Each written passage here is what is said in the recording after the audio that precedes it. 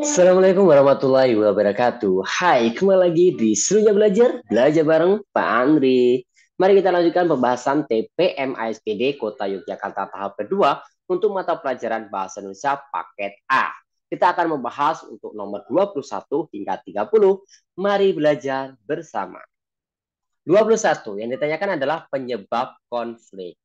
Nah, penyebab konflik itu adalah sesuatu yang terjadi sebelum konflik. Artinya, langkah pertama yang harus kita lakukan adalah menemukan konfliknya. Konfliknya apa? Mari kita baca teksnya. Titan, tunggu, teriak Zaskia sambil berlari mengejar Titan. Untuk apa? Aku tak butuh penjelasanmu, sahut Titan semakin mempercepat langkahnya. Dengar dulu penjelasanku. Zaskia terengah sambil menarik dan menahan tangan Titan. Titan mendengar layaknya dan menatap kaca Zaskia. Apalagi? Hanya kata Titan tajam ya. Sungguh aku minta maaf. Aku betul-betul tidak sengaja menghilangkan data pentingmu. Oke, konfliknya adalah perkelahian atau cekcok ya, kemarahan ya. Jadi apalagi aku tidak butuh penjelasanmu ya. Berarti kan Titan marah. Nah, apa yang menyebabkan Titan marah? Itu adalah Zaskia yang menghilangkan data penting milik Titan. Jawabannya yang B. Oke, nomor 22 akibat konflik. Nah, kalau yang ini adalah sesuatu yang terjadi setelah konflik itu ada. Langkahnya sama, kita harus mencari konfliknya terlebih dahulu. Ibu terus melihat angka-angka di kalender rumah yang seolah-olah ada satu harapan yang ingin digenggamnya. Sebentar lagi Lebaran. Anak-anak akan pulang, tentu dengan istri, suami, dan anak mereka. Rindu yang mengeras akan segera mengalir. Ia bersiap menyambut mereka. Ibu tersenyum puas dan lepas. Romi, sebentar lagi mereka pulang. Tolong bungkus pisang itu agar cepat matang. Arya suka pisang kepok goreng. Ibu menyuruh Romi, tetangga yang biasa menemani. Jangan lupa ambil beberapa singkong di pekarangan belakang rumah, kemudian buat manggleng. Menggleng. Oh iya Romi, cari juga walang. Kalau nggak dapat banyak, beli di rumah Pak Ade Sutar. Romi sebenarnya bingung. Belum ada kabar sedikit pun dari anak-anaknya akan pulang. Tapi apalah daya, Romi dengan patuh menyiapkan segala sesuatu yang diperintahkan ibu tua itu. Nah, akibat konfliknya ada di sini. Konfliknya kan adalah di konflik batinnya si Romi ini yang nggak ada kabar dari anak-anaknya, kemudian diminta tetangganya untuk mempersiapkan untuk anak tetangganya. Itu kan konflik batinnya di situ. Nah, apa yang terjadi ya Rominya jadi bingung kan, dia mau nyiapin tapi anak-anaknya nggak ada kabar gimana, maka jawaban yang paling tepat adalah opsi yang D. Romi bingung dan hanya bisa patuh melaksanakan perintah ibu tua. Nomor 23 ya, perbedaan pola pengembangan. Kita baca opsi yang ada dulu ya. Pemunculan masalah artinya di awal itu ada masalah yang disampaikan ya, kemudian rangkaian peristiwa itu seperti sinopsis ya, rangkaian peristiwa itu sinopsis. Pengubahan watak ini jelas watak yang awalnya baik menjadi jahat, jahat menjadi baik. Misalnya dari kini, nah, gitu. Pengenalan itu berarti di awal ya orientasi. Konflik fisik itu dia konflik yang melibatkan fisik, bisa sakit, bisa luka gitu. Konflik batin itu biasanya dia bingung, sedih gitu. Kita lihat yang teksnya ya. Dengan hati-hati aku membuka pintu. Aku tidak ingin membangunkan anak sulungku yang pasti tengah tidur. Mak, sudah pulang ya? Wah, mak bawa makanan ya, mak ya? Dengan penuh semangat ia meraih gelasnya yang tandeng. Oh, sendal emak putus ya. Nilam kira ini makanan. Soalnya sedari pagi kami belum makan apa-apa, mak. Oke, di sini sudah ada masalah. Makanya di sini jawaban dari satu adalah pemunculan masalah. Nah, apakah tes dua rangkaian peristiwa? Coba kita baca ya. Kamu kenapa, nak? Setiap hari teman-teman mengejekku, Bu. Kenapa kamu diejek temanmu? Menurut mereka fisikku kecil dan kuriku berbeda dengan mereka. Ditambah lagi mereka tahu nama ibu. Nama ibu kan sangat berbeda dengan kebanyakan nama orang di pulau ini. Menurut mereka itu nama yang aneh. Oke, di sini ada rangkaian peristiwa ya. Ada anaknya sedih. Kenapa sedih? Diejek temannya. Kenapa diejek? Karena postur yang kecil. Kenapa? Oh, cuma ternyata bukan hanya masalah fisik, tapi masalah nama ibunya dan sebagainya. Jadi ceritanya itu panjang ya. Nah, itu namanya rentetan peristiwa. Maka jawabannya dapat betul A. Nomor 24. Perbedaan penggunaan bahasa. Kita lihat dulu opsi yang ada ya.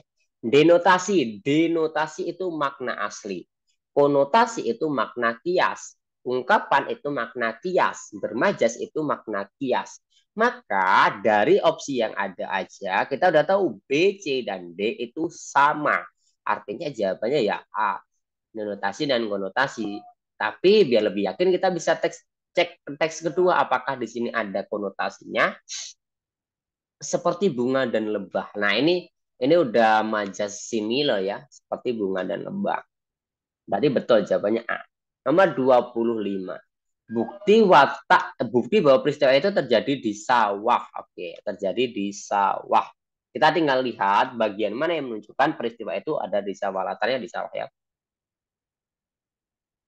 Airi tanah kering, airi tanahnya kering. Serunya sambil berdiri di sela-sela tumbuhan berakar serabut penghasil makanan pokok yang terbentang luas itu. Oke, nomor satu ada di sawah ya. Satu dua atau satu tiga. Kita baca nomor dua. Ya Pak, saya bendungnya di sebelah sana agar air dapat mengalir ke sini. Jawab Narya. Tak lama kemudian datanglah ia menggendong bakul. Oke, nggak menunjukkan ya. Ia berjalan sila-sila karena pematang yang dilewati banyak tumbuhan penghasil beras tersebut roboh dan menutupi jalan. Oke, berarti jawabannya satu dan tiga.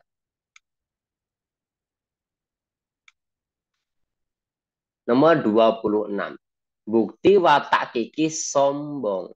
Oke, kita lihat fokus ke watak Kiki, ke Kikinya ya. Lalu kita lihat bagaimana menunjukkan kesombongannya. Kiki, rumahmu indah sekali, tanya Pipi.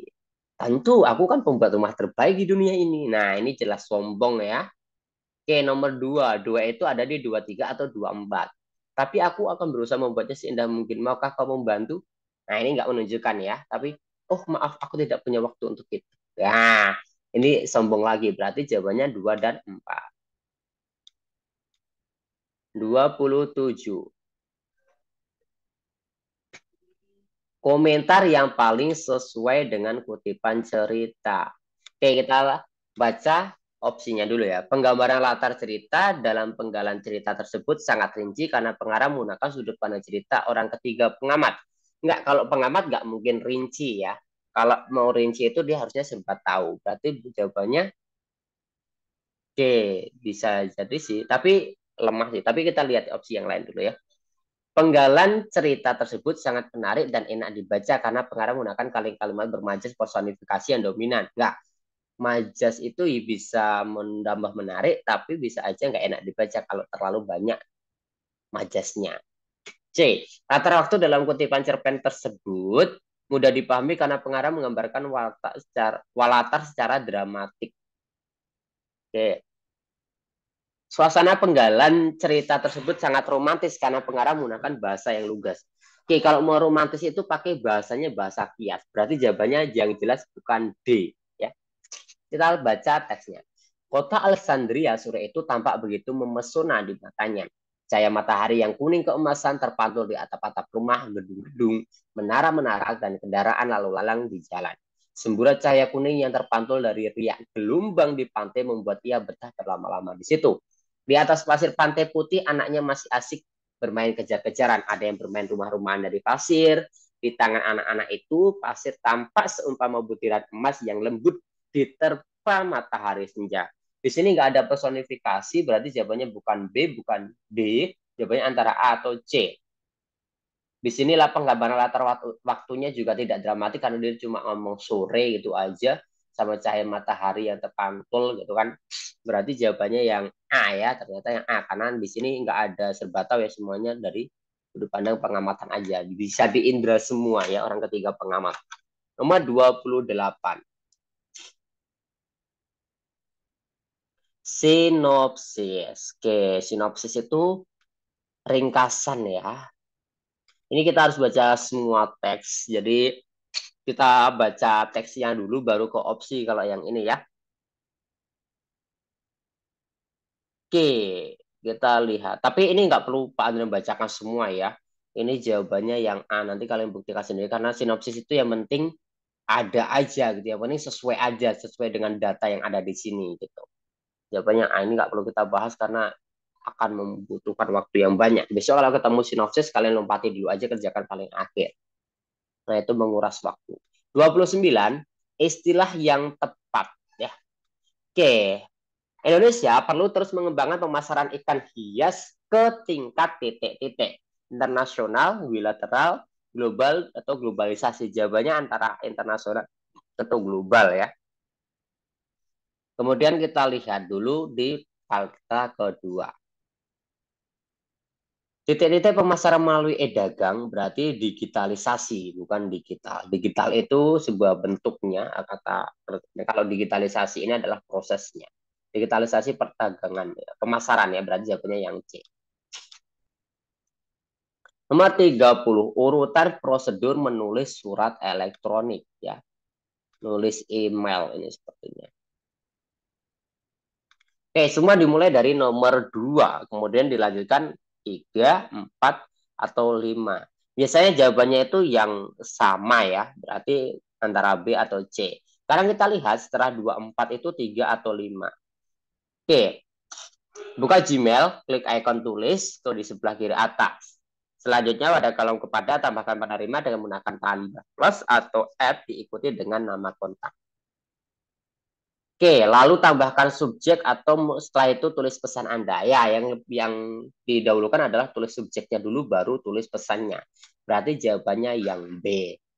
Bagaimana? Gampang kan? Jika kamu merasa video ini bermanfaat, silahkan bagikan ke teman-temanmu ya. Jika kamu ingin belajar bersama, silahkan bergabung di grup Telegram yang ada di deskripsi. Kita akan berdiskusi bersama, tidak hanya mapel bahasa Indonesia, tetapi kita bisa diskusi semua mapel bersama-sama teman kalian yang seperjuangan memperjuangkan kesuksesan ASPD tahun ini. Terima kasih dan sampai jumpa di video berikutnya.